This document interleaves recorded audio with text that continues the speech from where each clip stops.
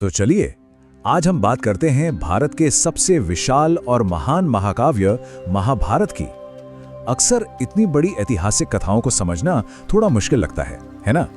लेकिन आज की इस चर्चा में हम इस महाकाव्य के हर महत्वपूर्ण पहलू को बहुत ही आसान और दिलचस्प तरीके से डिकोड करने वाले हैं। हमारा मकसद सिर्फ एक राजा रानी या युद्ध की कहानी सुनाना नहीं है, बल्कि उस गहरे दार्शनिक संदेश तक पहुंचना है जो आज के समय में भी बिल्कुल सटीक बैठता है। आज का हमारा रोड मैप बहुत ही क्लियर है। पहले हम इस महाकाव्य की उत्पत्ति को समझेंगे, फिर पांडव बनाम कौरव का संघर्ष, उसके बाद वो निर्णायक मोड़, फिर 18 दिन का कुरुक्षेत्र युद्ध और अंत में धर्म का वास्तविक अर्थ। तो चलिए बिना किसी देरी के इस ऐतिहासिक सफर की शुरुआत करते हैं। पहला भाग, महाकाव्य के उत्पत्ति और कुरु वंश की जड़ें। कहानी के बेस को समझने के लिए जरा गहराई में चलते हैं। देखिए, इस पूरी गाथा के केंद्र में है हस्तिनापुर का सिंहासन। अब ये सिंहासन महज बैठने की कोई कुर्सी तो थी नहीं, ये सत्ता, अधिकार और जिम्मेदारी का अल्टीमेट प्रतीक था। और यहीं से कुरु वंश में उत्तराधिकार का एक ऐसा उलझा हुआ संकट शुरू हुआ जिसने एक ही परिवार को दो फाड़ कर दिया। जरा सोचिए, एक ही घर में 7 पले बड़े भाइयों के बीच पीढ़ियों तक चलने वाली ईर्ष्या के बीज बोए जा रहे थे। इसी एक सिंहासन ने वो खाई पैदा की जिसने आगे चलकर एक बहुत बड़े विनाश की नींव रख दी। दूसरा भाग, पांडव बनाम कौरव यानी महान विभाजन। अब यहाँ जो बात सबसे ज्यादा दिलचस्प है वो ये कि ये लड़ाई सिर्फ सत्ता की नहीं, बल्कि दो बिल्कुल अलग विचारधाराओं की थी। एक तरफ साइड ए में पांडव हैं, 5 भाई जो पूरी तरह से धर्म, सत्य और न्याय के रास्ते पर चलते हैं और सिंहासन के असली हकदार भी हैं। और दूसरी तरफ साइड बी में कौरव हैं, 100 भाई जिनका लीडर दुर्योधन है और उनकी प्रेरणा न्याय नहीं है, बल्कि उनकी आंखों पर लालच, महत्वाकांक्षा और अधर्म की पट्टी बंधी है। चचेरे भाइयों के बीच का यही अंतर इस पूरी कहानी का मेन वैचारिक आधार है। और फिर एंट्री होती है उन लेजेंडरी किरदारों की जिन्होंने इस गाथा को अमर कर दिया। भीष्म पितामह को ही ले लीजिए, वो अपनी उस खौफनाक और अटूट प्रतिज्ञा से बंधे थे कि उन्हें उसी पक्ष की रक्षा करनी पड़ी जिसे वो खुद गलत मानते थे।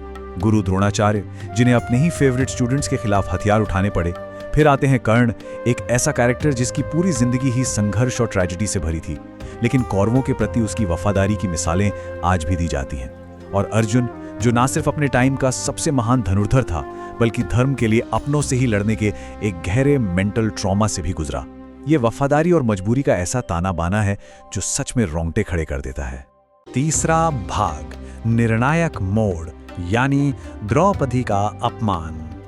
आप जानते हैं, हर कहानी में एक ऐसा पॉइंट ऑफ नो रिटर्न आता है जिसके बाद सुलह की कोई गुंजाइश नहीं बचती। द्रौपदी का चीरहरण बिल्कुल वही अंधकारमय क्षण था। भरी सभा में एक स्त्री का इस तरह से सार्वजनिक अपमान होना, ये सिर्फ पांडवों की हार नहीं थी, ये इंसानियत और मर्यादा की मौत थी। ये वो दर्दनाक मोड़ था जहां कूटनीति और शांति के सारे कागज फाड़ दिए गए। इस एक घटना ने यह तय कर दिया कि अब इंसाफ बातों से नहीं, कुरुक्षेत्र की मिट्टी पर तलवारों से ही मिलेगा। चौथा भाग, 18 दिन का कुरुक्षेत्र का भयंकर युद्ध। अब जरा इस विनाश की टाइमलाइन को ध्यान से देखिए, ये कितनी तेज और डरावनी थी। पहले 9 दिनों तक तो भीष्म पितामह का ऐसा दबदबा रहा कि पांडवों की सेना सूखे पत्तों की तरह उड़ रही थी। लेकिन फिर 10वें दिन वो ऐतिहासिक घटना घटी जब शिखंडी को आगे करके अर्जुन ने भीष्म को तीरों की शैया पर सुला दिया। 11वें से 15वें दिन कमान द्रोणाचार्य के हाथ में आई और इसी दौरान उस खौफनाक चक्रव्यूह को रचा गया।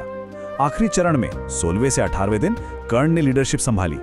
अर्जुन और कर्ण का वो महासंग्राम हुआ जो अल्टीमेटली कौरवों के विनाश पर ही जाके रुका। ये महज 18 दिन इतिहास के सबसे बड़े नायकों के उदय और पतन की पूरी टाइमलाइन समेटे हुए हैं। पांचवा और आखिरी भाग, धर्म का वास्तविक अर्थ, युद्ध के मैदान से कहीं परे। युद्ध शुरू होने के ठीक पहले वाले पल को याद कीजिए। अर्जुन एकदम टूट चुके थे, तब भगवान कृष्ण ने उन्हें वो उपदेश दिया जो आज भगवत गीता की आत्मा है। उन्होंने अर्जुन को समझाया कि एक योद्धा का काम है अपना कर्तव्य निभाना, रिजल्ट की परवाह किए बिना। अगर आपने कभी कोई भक्ति डॉक्यूमेंट्री फिल्म स्टोरी देखी या सुनी हो तो आप तुरंत समझ जाएंगे कि रथ के बीचों बीच दिया गया यह ज्ञान सिर्फ कोई वॉर स्ट्रैटेजी नहीं थी, ये परम सत्य और ईश्वर के प्रति संपूर्ण समर्पण यानी सच्ची भक्ति का प्रतीक था। ये खुद के मोह से ऊपर उठकर सुप्रीम पावर के लिए अपना कर्म करने का मैसेज था। तो यहाँ सबसे बड़ा टेक अवे क्या है?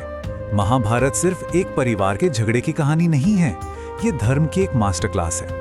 और धर्म का मतलब यहाँ कोई महज पूजा पाठ नहीं है, ये वो यूनिवर्सल ड्यूटी और सिस्टम है जिसे हमें अपनी पर्सनल इच्छाओं, लालच और अटैचमेंट से हमेशा ऊपर रखना होता है। जब भीष्म अपनी प्रतिज्ञा और अर्जुन अपने रिश्तेदारों पर तीर चलाने के द्वंद्व में फंसे थे, तो वो इसी सबसे बड़े कर्तव्य की परीक्षा दे रहे थे। जैसे जैसे हम आज के इस विश्लेषण को समेट रहे हैं, मैं आपको इस एक बहुत ही जरूरी सवाल के साथ छोड़ना चाहता हूं। कुरुक्षेत्र का युद्ध तो हजारों साल पहले खत्म हो गया था, लेकिन हमारे जीवन का युद्ध तो हर रोज चलता है ना?